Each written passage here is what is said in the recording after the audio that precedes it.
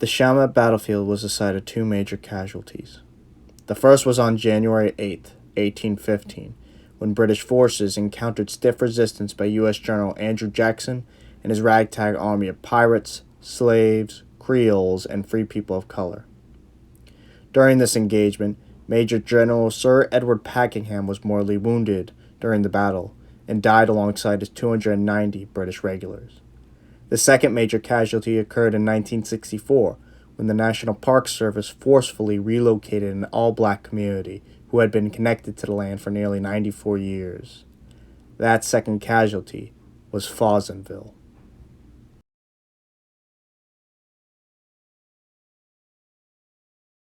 It is almost impossible to imagine that a thriving black community had once lived here for generations. Back in 1870, a man by the name of Jean-Pierre Fawsonday was selling land to recently freed slaves in St. Bernard Parish.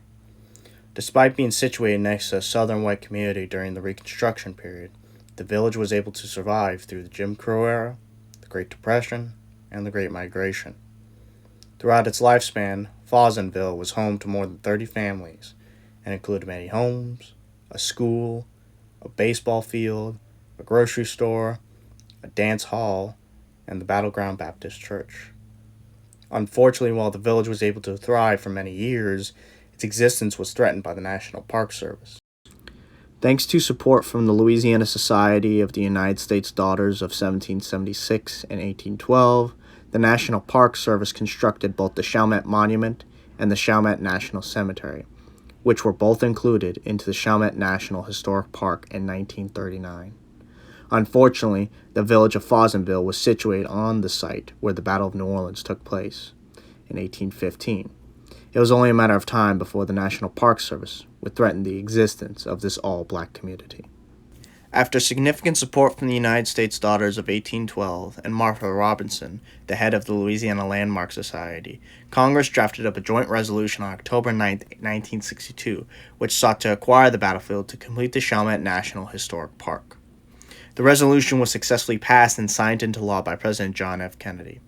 Finally, in 1964, the National Park Service claimed eminent domain on the land and relocated the residents to Lower Ninth Ward, where they would continue to suffer under the weight of two major hurricanes, Betsy and Katrina.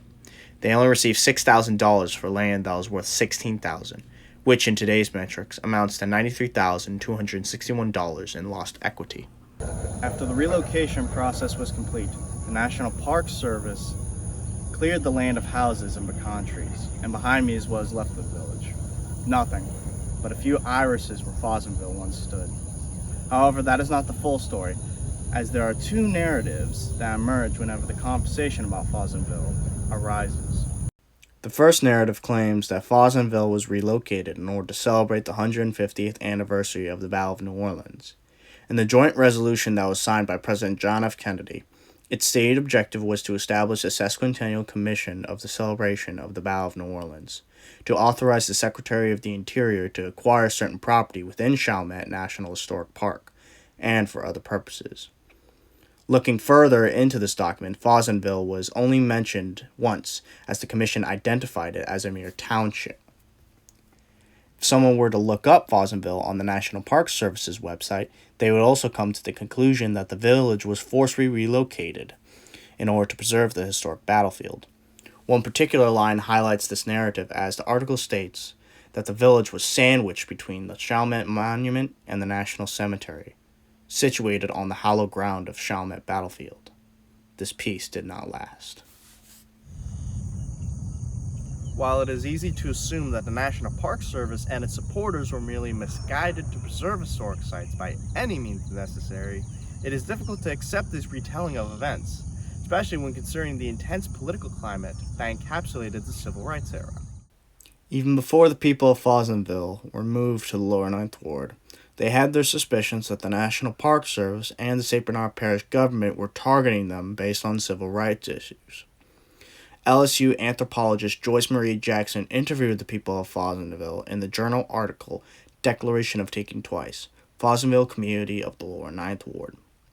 When she spoke to Mr. Morris Williams, he speculated that the village posed a danger to the white suburban community of St. Bernard due to integration issues.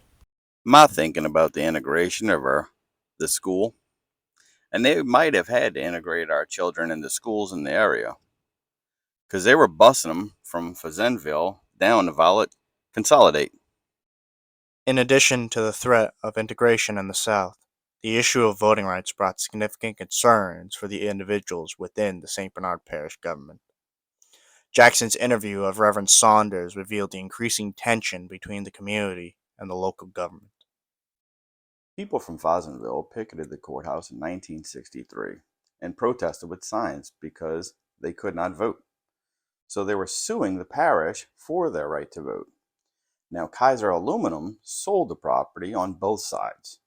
So when it came to the village, the politicians did not defend the village and allowed the federal government to move us out. After the conclusion of the interviews, Jackson noted that the Fosmo community did not receive much support from its public officials at several crisis junctures. In addition to these testimonies, local historians have also looked into civil rights issues as one of the primary motives for the forced relocation of Fossenville.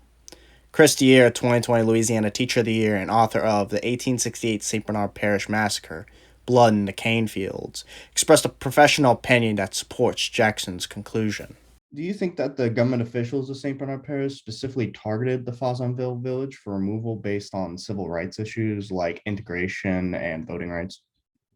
Absolutely. I think that played a large role in the matters that we saw transpire in the late 50s and 60s because St. Bernard Parish for a long time had a lot of, well, even before the Civil War, there was a lot of slavery. After the Civil War, after emancipation, there were a large population of Black Louisianians. And when we saw the integration happen in New Orleans, Judge Leander Perez, who I'm sure you're familiar with, Judge Perez Highway was named after him, but they changed that in 1999 to a different Judge Perez to appease people. But he created this atmosphere in St. Bernard Parish where if you're upset about what's going on in New Orleans, come to St. Bernard Parish and we welcome you. So a lot of white people left New Orleans in droves St. Bernard Parish to avoid integration.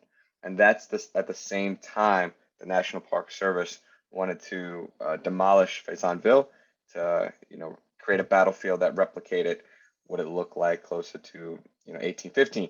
Both academics seem to agree that civil rights issues played an important factor in the destruction of Fossenville, as the predominantly white suburban community that surrounded the village did not want to associate with African Americans, let alone allow them to integrate or regain their right to vote.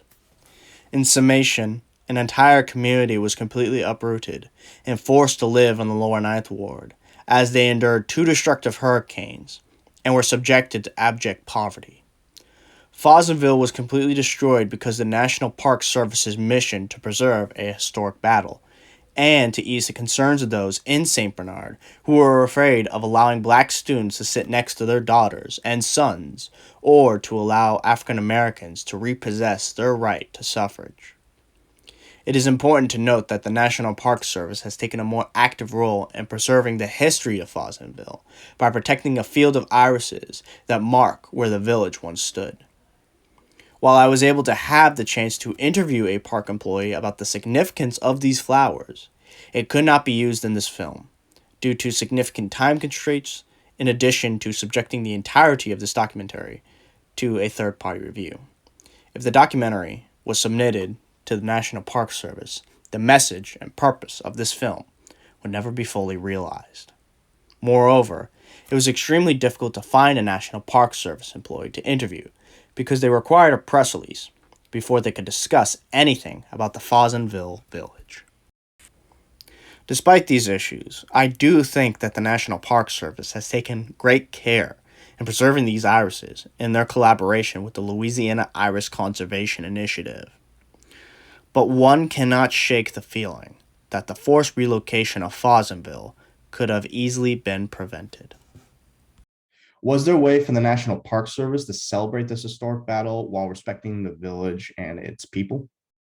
Absolutely. So the National Park Service, they're doing things lately to try to recognize Faisonville. They've had focus groups, and I've been a part of a lot of those focus groups within the last 4 or 5 years.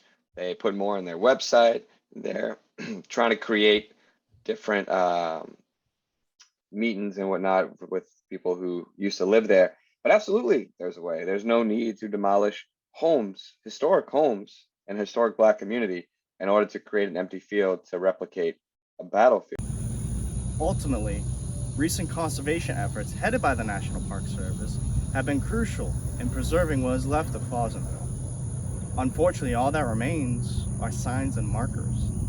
Land that once buzzed with life from a thriving village is now empty. The only sign that it ever existed are the irises that grow along the border of the homes that once were.